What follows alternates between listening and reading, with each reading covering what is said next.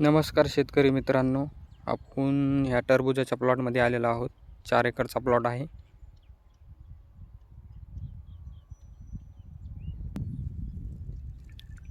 तर अनेक शेतकऱ्याला टरबूज पिकामध्ये भरपूर अडचणी असतात।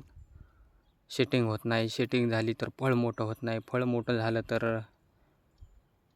अनेक अडचणी आहेत।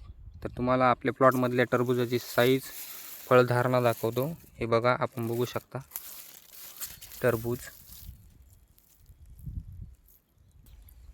बघू शकता मित्रांनो, काय क्वालिटी टरबूज। फळ बघू शकता मित्रांनो।